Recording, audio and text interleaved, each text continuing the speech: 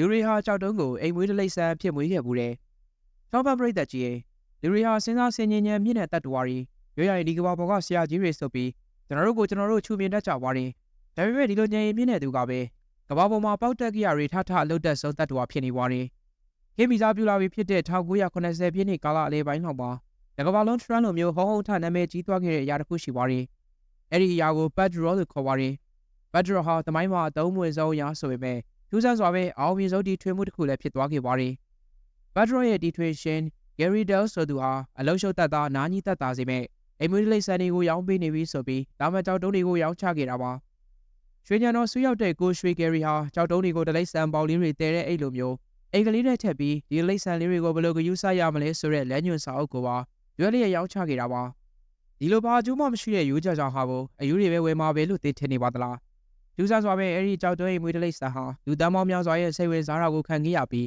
များစွာရောင်းချနိုင်ခဲ့ပါတယ်။ဘာအကျိုးမှလည်းမရှိပဲကြောက်တုံးကိုအိမ်မွေးတလိပ်ဆန်မှလို့ပြောပြီးရောင်းချခဲ့တာကိုလူတွေဘဝကွဲအားပေးခဲ့ကြတာဟာအဲ့ဒီခေတ်ကလူတွေပဲယူသွားလို့လား။ရောင်းတဲ့သူကကြဘိုးကိုဆင်ဖြစ်အောင်ထိအပြုံးဟိုကောင်းလို့လားဆိုတာကိုတော့သူတို့သာလည်းသိနိုင်ပါလိမ့်မယ်။ဆက်ပြီးတော့လူသားသမိုင်းမှာအတုံးမွေဆုံးတီထွင်မှုတွေအကြောင်းကိုဆက်လက်တင်ဆက်ပြီးတော့မှာပေါ့။ဘယ်လိုအရာတွေကိုယူကြောင်ကြောင်နိုင်စွာနဲ့တီထွင်ထားကြသလဲဆိုတာကြည့်လိုက်ကြရအောင်လားဗျ။ဝေးချပြီးတဲ့ရေဒိုင်ရဲ့ဝါတာ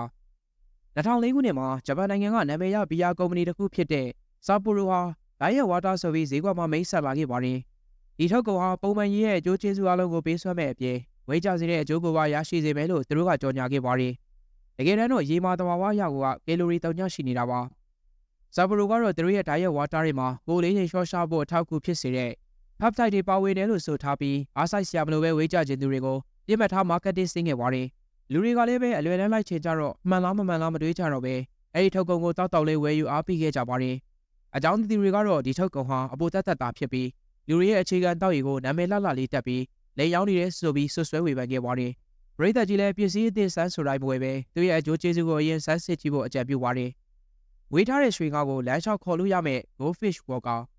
ကမ္ဘာသမိုင်းမှာ3မြဆုံးတီထွင်မှုတွေတဲ့အိမ်မွေးလိပ်ဆန်းစောင့်ရှောက်တာကိုငဘောအဖြစ်နာမည်ဖြတ်ခဲ့တဲ့အရာတစ်ခုရှိပါတယ်။အဲ့ဒီအရာကို Goldfish Walker လို့ခေါ်ပါတယ်။ဒီပစ္စည်းကိုထွင်သူကရွှေငါးပိုင်ရှင်တွေနဲ့အတူသူတို့ရဲ့ရင်းနှီးတတ်တော်လေးတွေကိုခွေးလေးကြောင်လေးတွေလိုမျိုးအပြင်လမ်းလျှောက်ခေါ်ထွက်နိုင်အောင်စေတနာပြည့်နဲ့တီထွင်ပေးထားတယ်လို့ဆိုပါတယ်။အဲ့ဒီပစ္စည်းဟာတကယ်တမ်းတော့ထွင်ဖောက်မြရတဲ့ကံရည်အကြီးတဲ့ရည်ဖြစ်ပြီးဘိန်းတက်ပေးထားတာပါ။တင်းရဲ့အိမ်မွေးငါးလေးတွေနဲ့ခွေးကြောင်တွေနဲ့တန်းတူရွှေကင်းလှလေးတွေမြင်ရဖို့အကြောင်းပြေညာပြေလမ်းလျှောက်နိုင်ဖို့ဒီပစ္စည်းကအတင်တော်ဆုံးပဲလို့ကြော်ညာပြီးရောင်းချခဲ့ပါတယ်။ဖနက်တီ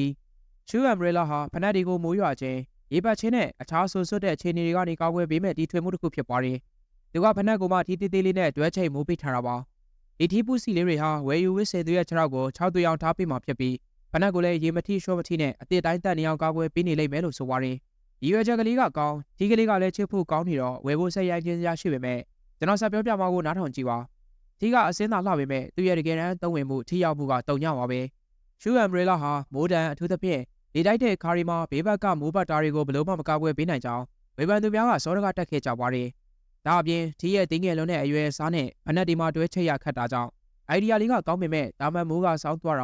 ာဒီဆောင်တာထက်ထီးရောက်မှုနည်းပါနေပါတယ်။ဒါပေမဲ့ဒီထွေမှုကိုဖက်ရှင်တစ်မျိုးဖြစ်ရှုမြင်ခဲ့ကြပြီးဝစ်စင်သူတွေအနေနဲ့ခြေပွားတွေကိုစမ်းစမ်းတဲ့စတိုင်နဲ့အတန်းရှည်ရှာနိုင်တာကြောင့်ဝယ်ယူမှုတွေများပြားခဲ့တယ်လို့ဆိုပါတယ်။အခုတင်ဆက်ပေးခဲ့တာကတော့တူတူခြားခြားစမ်းစမ်းပြတီထွင်ထားတဲ့ကမ္ဘာပေါ်ကပေါက်ကရတီထွင်မှုတွေအကြောင်းပဲဖြစ်ပါတယ်။နောက်ထပ်လည်းစိတ်ဝင်စားစရာကောင်းတဲ့အကြောင်းအရာတွေကိုတင်ဆက်ပေးမှာမလို့ကျွန်တော်တို့ရဲ့ Top Up Page လေးကို Like and Follow လေးလည်းပြုလုပ်ပေးခဲ့ပါဦးဗျ။အဆုံးထိကြည့်ရှုပေးတဲ့အတွက်ကျေးဇူးအထူးပဲတင်ရှိပါတယ်ခင်ဗျာ။